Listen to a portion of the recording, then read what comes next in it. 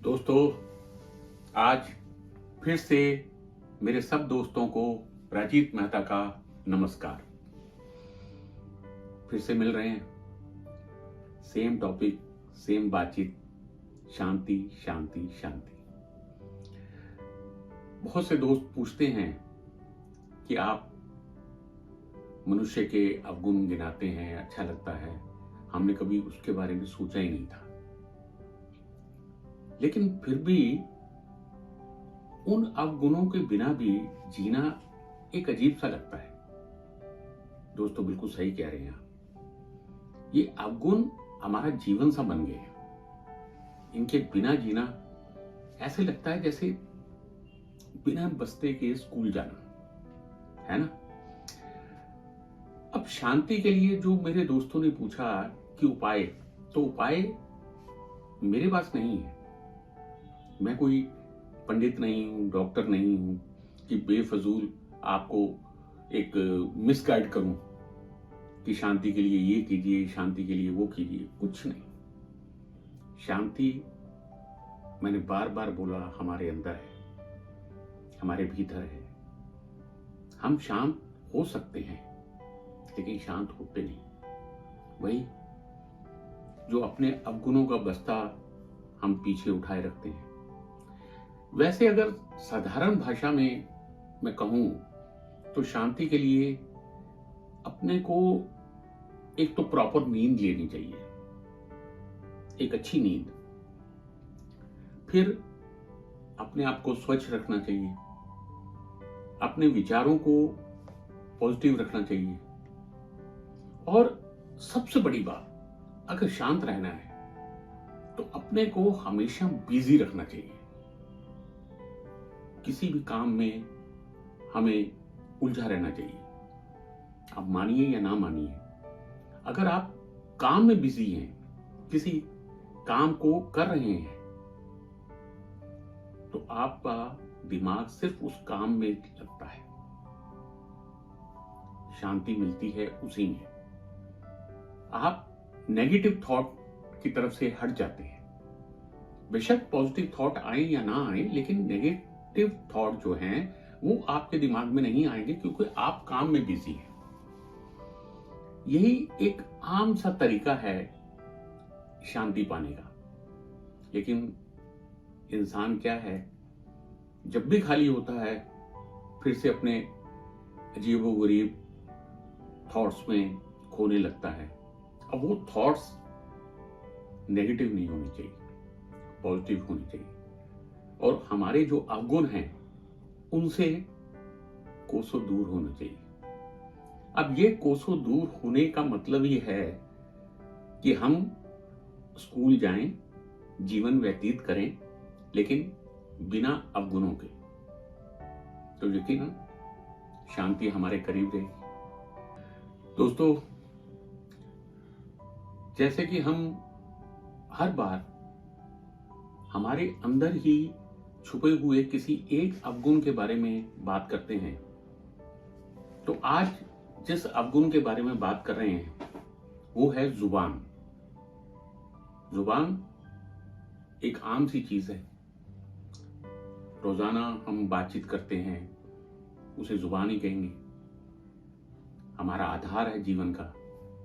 लेकिन फिर भी एक कहावत सुनी होगी कि बोलने से पहले 1000 बार सोचिए। ये कहावत जिसने भी कही बिल्कुल सार्थक है।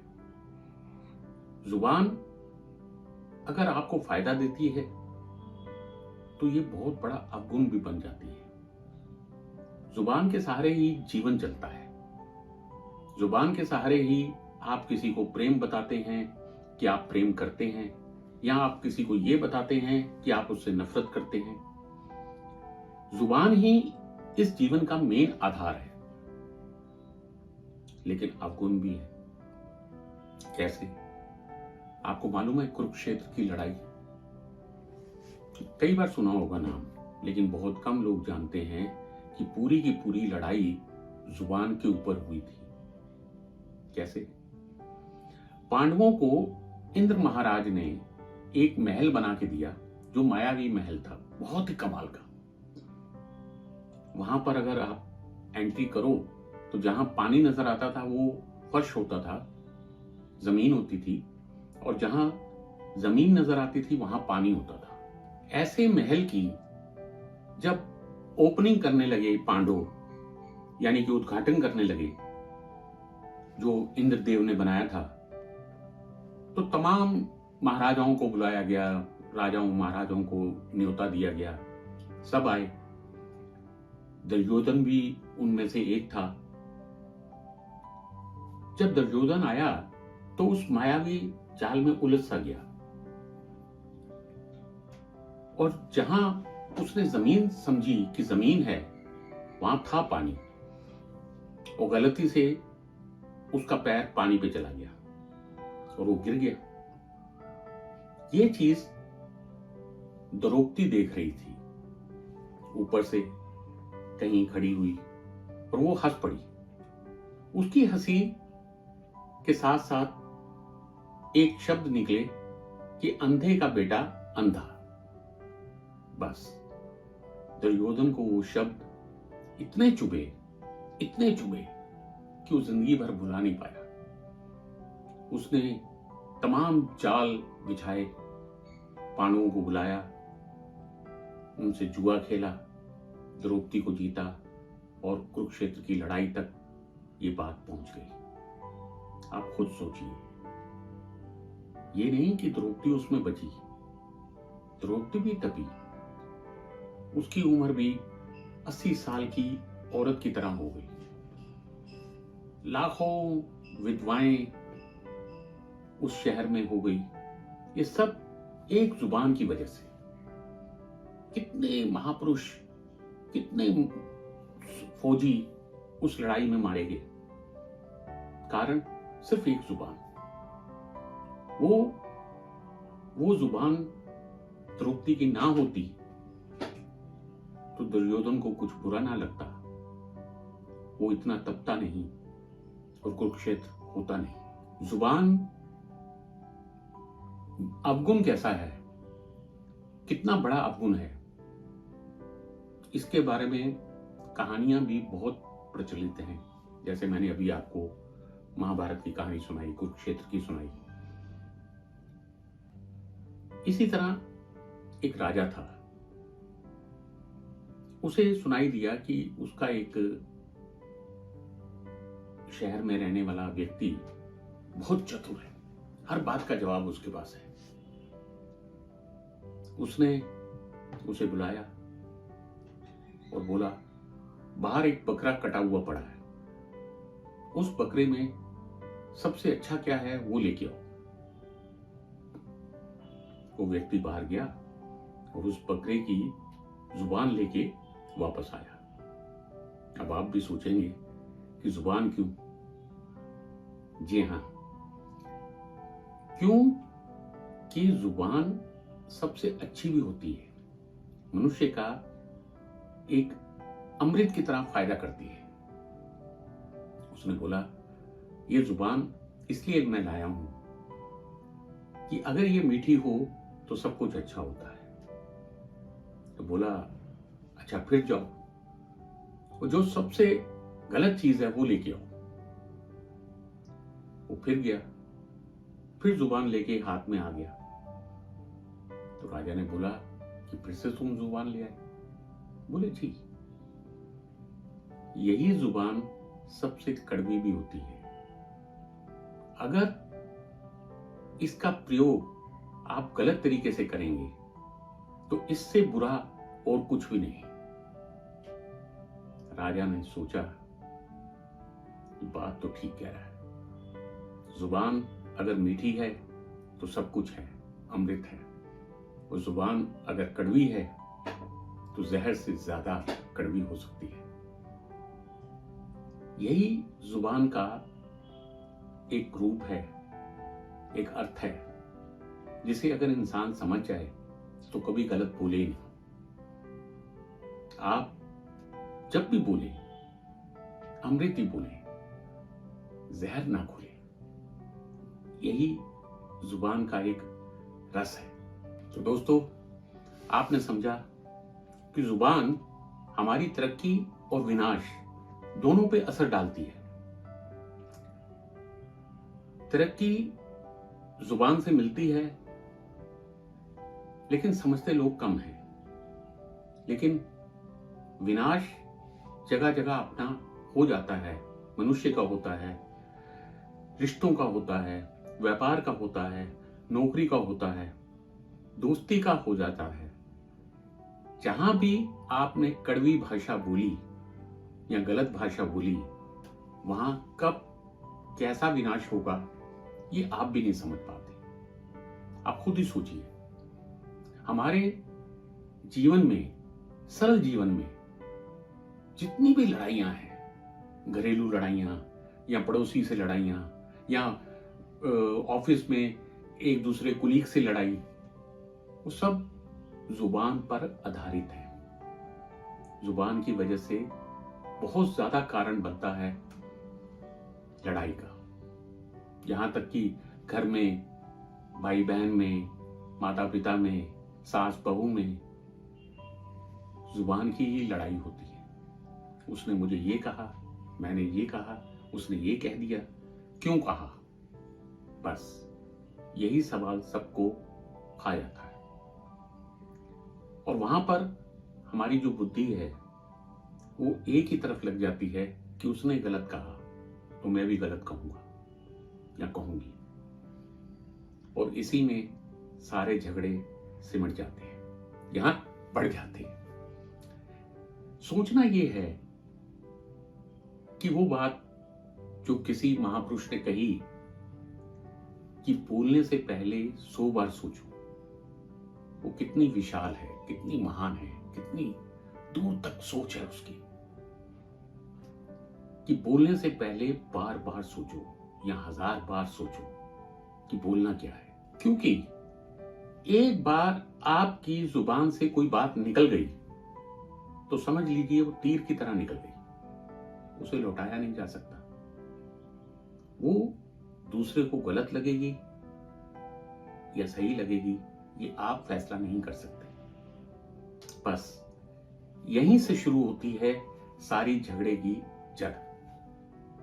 आपने बात तो कर दी, लेकिन बिना सोचे समझे अगर आप बात करते हैं तो झगड़ा होना जायज है, या दूसरा व्यक्ति इस क्रोध में अपने आप में दबा रहेगा कि वो कब उसका बदला आपसे ले, जो बात आपने अनजाने में कही। इसीलिए कहते हैं कि अगर आप ये फैसला ना कर सकें कि बात कितनी सही है, कितनी गलत है, तो खामोश रहना ज्यादा अच्छा है। विद्वान लोग कहते हैं, विद्वान क्या, बड़ी आम सी बात है, समझदारी वाली बात है, कि जब भी बोले हम सही बोले। और अगर हमें ये समझ नहीं है कि हम जो बोलने जा रहे हैं वो सही है या गलत है या उसमें शक है, तो अच्छा है हम खामोश रहें। कहने वाले कहते हैं कि जितना आदमी खामोश रहता है या चुप रहता है या ज्यादा नहीं बोलता, उसकी इज्जत उतनी ही बढ़ती है। क्योंकि ज्यादा बोलने वाला व्यक्ति जाने अनजाने में कहीं ना कहीं जुबान की गलती कर ही देता है, और बस उसने गलती की नहीं तो वो बुरा बना नहीं। तो इसीलिए कहते हैं कि जुबान जितनी मीठी हो उतनी अच्छी। लेकिन सोचने की बात यह है कि मीठी जुबान बनाई कैसे जाए, ये तो हमारे पे ही डिपेंड है। ऐसी बात करें जो दूसरे को चुभे ना, वरना आप देखिए, दो व्यापारी साथ साथ दुकान चलाते हैं, एक के पास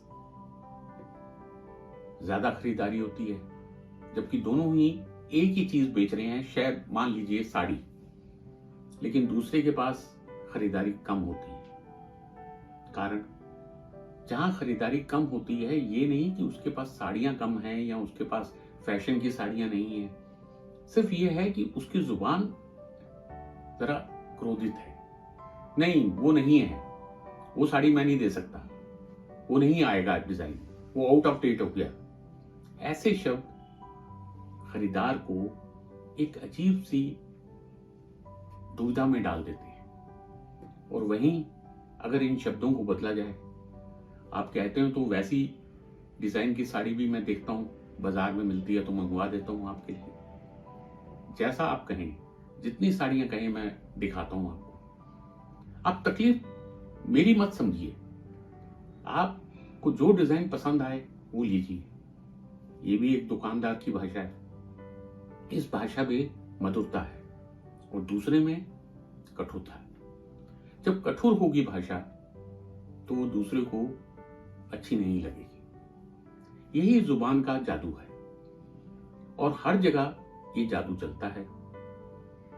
हमें भी जब भी जुबान खोलनी चाहिए या जुबान से कुछ बोलना चाहिए तो ये सोचना चाहिए कि हम मीठा ही बोलें, क्योंकि अगर उसमें जरा सा भी वहम है तो अच्छा है कि हम चुप रहें, बोले ही ना, दूसरे को बात करने दें, उसकी बात को ध्यान से सुने। यही सबसे बड़ा एक राज है जुबान का। यकीनन आप अभी तक इतना तो समझ गए होंगे कि जुबान अपने आप में कितनी अहमियत रखती है। एक बुद्धिमान व्यक्ति जब भी बोलता है तोल मोल कर बोलता है, क्योंकि वो जानता है कि उसके बोले हुए एक शब्द से उसकी पूरी पर्सनैलिटी, पूरी छवि खराब हो सकती है और बोला हुआ एक शब्द वापस नहीं लिया जा सकता। यही समझ अगर इंसान को आ जाए तो जिंदगी में आधे झगड़े क्या 90% झगड़े जुबान के कम हो जाए, क्योंकि मनुष्य के कड़वे बोल दूसरे व्यक्ति को ठोस पहुंचाते हैं और वो ठोस उस व्यक्ति के जीवन में एक जहर घोल देती है आपके प्रति, और वो विनाश कब आपके सर पर आ जाए आप कह नहीं सकते। इसीलिए कहते हैं कि जुबान सफलता और असफलता दोनों का जरिया है। आप जरूर मानेंगे कि हमें अपनी जुबान, अपनी वाणी को एकदम संतुलन बनाकर ही प्रयोग करना चाहिए। इसका प्रयोग हमारे जीवन पे बहुत असर करता है। अब मैंने आपको अच्छे तरीके से समझाया कि ये खाली अवगुण नहीं है, मनुष्य का एक गुण भी है। उसे जितना हो सके पॉजिटिव बनाइए, गुणकारी बनाइए, और इसी में आपकी जीत है। तो दोस्तों, इसके साथ ही आज के लिए मैं आपसे आज्ञा चाहूंगा। आप ध्यान से ये अध्याय देख रहे हैं, मुझे खुशी है। इसके साथ ही मैं ये भी कहूंगा कि आप ज्यादा से ज्यादा सब्सक्राइब कीजिए, लाइक कीजिए और शेयर कीजिए अपने दोस्तों को, अपने परिवार वालों को। धन्यवाद।